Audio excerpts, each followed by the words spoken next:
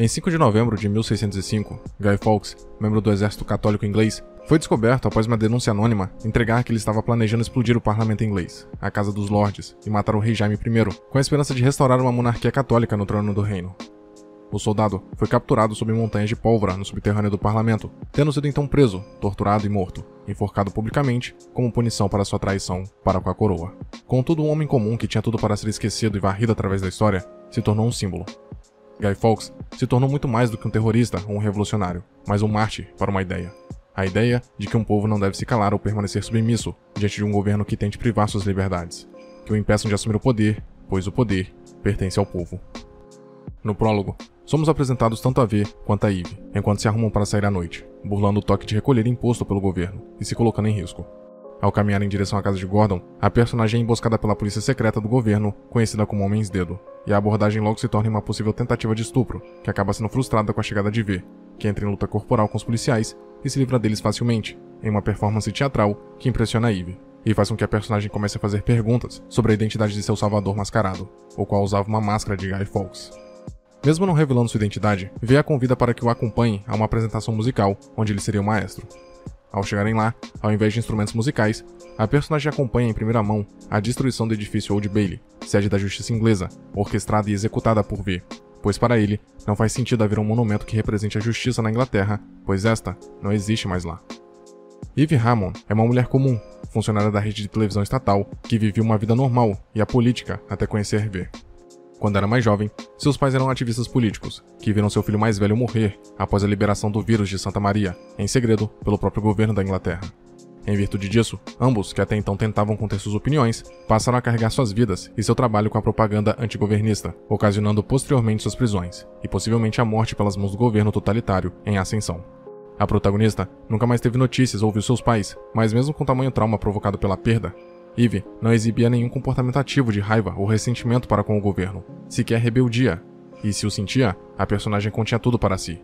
E embora reconhecesse a situação decadente que seu país havia mergulhado após a ascensão do Partido Conservador ao poder, não parecia mover um dedo para tentar mudar essa realidade, se contentando apenas com comentários sarcásticos enquanto pudesse falar sem ser ouvida.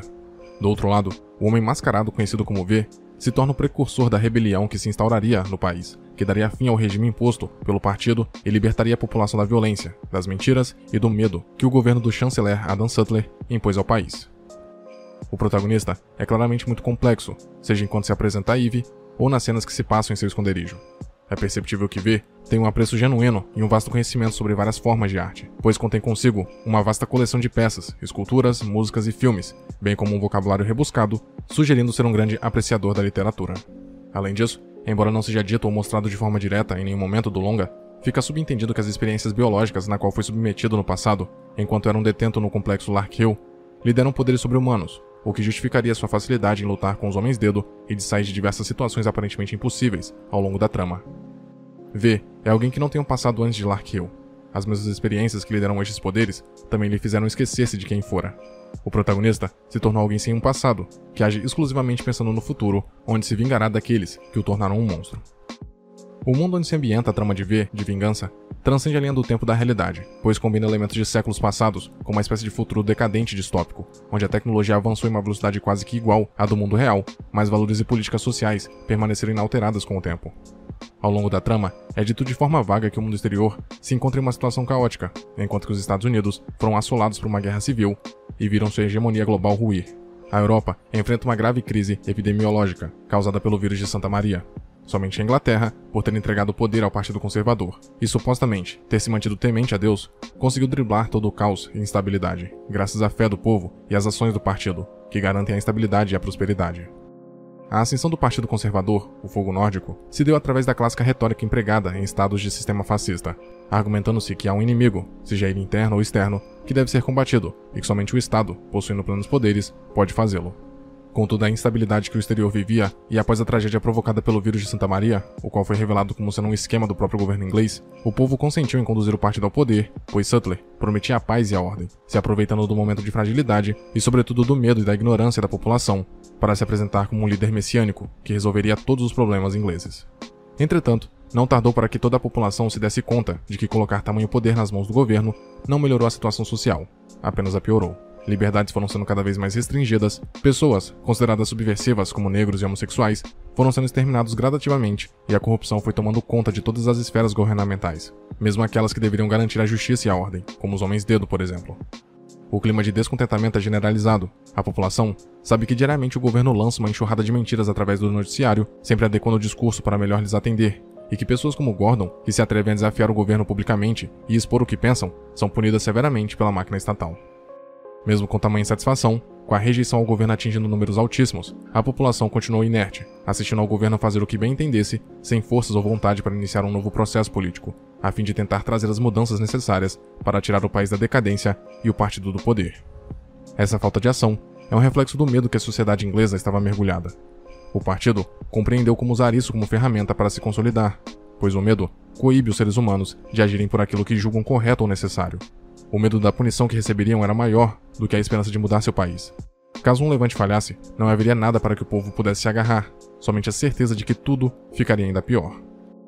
O medo é a ferramenta mais forte de estados opressores contra sua própria população. Não faltam exemplos disso na ficção ou mesmo no mundo real.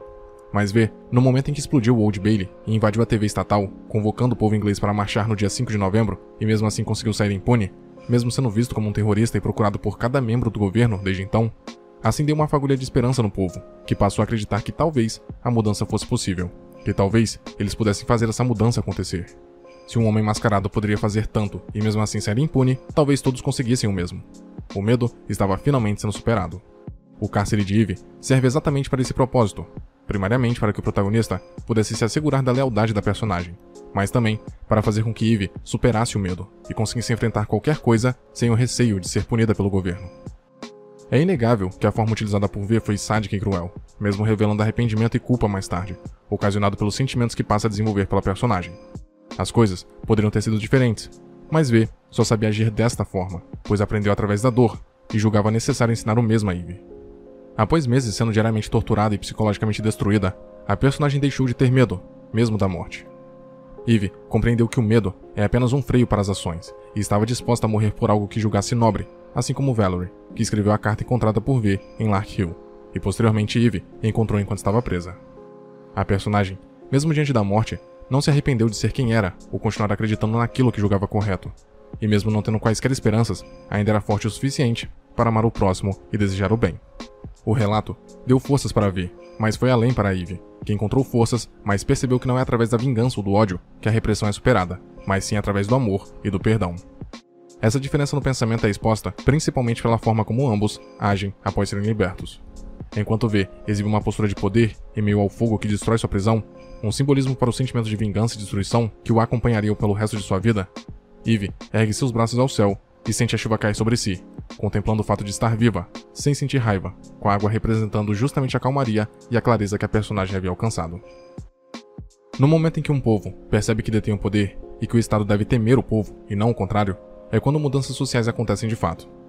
Com o 5 de novembro se aproximando e o caos novamente orquestrado por V, uma garota mascarada é assassinada e uma população até então temerosa se uniu em prol de mudanças, pois estava farta de ser enganada, reprimida e bestializada por um governo que não os representava. A população de Londres marchou em direção ao parlamento, que prometia ser destruído, pois percebeu que o poder emanava de si mesmo, e não do governo ou do exército, que nada pôde fazer para os impedir. Todos ali presenciaram o ato final da revolução, a queda dos valores arcaicos a que a Inglaterra estava submetida, representados pelo parlamento corrupto e fantochizado pelo chanceler, e com isso presenciaram também o início de uma nova nação. Durante toda a narrativa, V é embebido de um tom quase que sobrenatural, e sua própria natureza humana é colocada à prova em alguns momentos. O governo questiona sua humanidade, pois para este, um humano não usa máscaras, e neste caso, não poderiam estar mais corretos. O homem V é movido por um sentimento de vingança, ao qual sucumbiu, mas a máscara de Guy Fawkes, o ideal que V emprega a si, transcende o que um homem pode ser.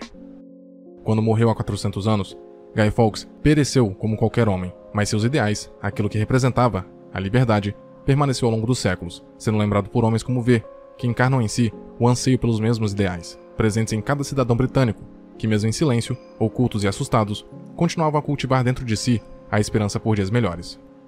Não importando quanto tempo se passasse, uma fagulha de esperança continuaria viva em toda a sociedade, e uma vez que V surgiu, agindo sem medo para combater o totalitarismo, ele também a incendiou dentro de cada cidadão, que finalmente se sentiu no poder para agir. Quando V incumbe Eve da decisão de acionar ou não a alavanca que levaria os explosivos até o parlamento, ele o faz, pois percebe que não cabe a ele mudar ou não a sociedade, pois ele já não tinha um lugar ali, mas sim ao próprio povo, nesse caso, representados por Eve, uma cidadã até pouco tempo, a política e o investigador Finch, um agente do próprio estado. V buscava sua vingança e a alcançou. O protagonista sabia que não restava lugar para ele nessa nova Inglaterra, pois suas ações não eram guiadas por justiça ou nobreza, como inicialmente acreditava, mas apenas por vingança, dor, ódio e poder. Males que vinha tentando justamente eliminar da sociedade.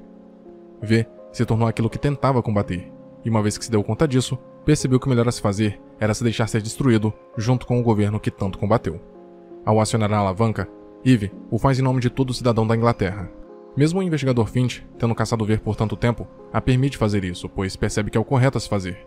Não havia mais espaço para um governo que se sustentava através do medo, da repressão e de mentiras, que causava o mal deliberadamente para sua própria população, apenas para a manutenção do status quo. O governo de Sutler havia chegado ao fim, e um novo começo, baseado em esperança, que havia sido silenciado por tanto tempo, via sua hora de florescer. V de Vingança é uma história sobre como a esperança supera o medo. Em um estado totalitário, a principal arma de um governo corrupto e fascista é o medo. Provocá-la em seus cidadãos coíbe qualquer rebelião ou levante antes mesmo que este se inicie. Ele controla, induz e persegue as mentes mais sãs. Entretanto, ideias de justiça, liberdade e igualdade persistem no íntimo de cada um, sempre à espreita, esperando uma oportunidade para vir à tona. Ao se superar o medo, supera-se todo e qualquer obstáculo para uma mudança, pois o verdadeiro poder emana do povo, e um povo que tem ciência disso não se submete a nada. A verdadeira identidade de V jamais foi revelada ao público, ou mesmo a Eve, que mesmo tendo curiosidade para ver o que havia debaixo da máscara, se conteve, pois percebeu que não faria sentido olhar, visto que V era muito mais do que carne e osso. V era a encarnação de um ideal por justiça e liberdade, que reside em cada um de nós, um ideal eterno e imutável, que persistirá enquanto houver humanidade. O personagem morreu em tela após ser baleado, mas o que representa se mantém vivo, pois o que mataram foi o homem, e não a ideia, pois ideias são a prova de bala. Muito obrigado por ter chegado até aqui. Imagino que, de algum modo, esse vídeo tenha sido interessante para você, e por isso peço que o curta e o compartilhe para ajudar a divulgar o conteúdo do canal. Se quiser ajudar e puder, claro, torne-se membro e confira os benefícios de cada nível de assinatura. Na tela, tem mais vídeos que talvez possam te interessar. Até a próxima.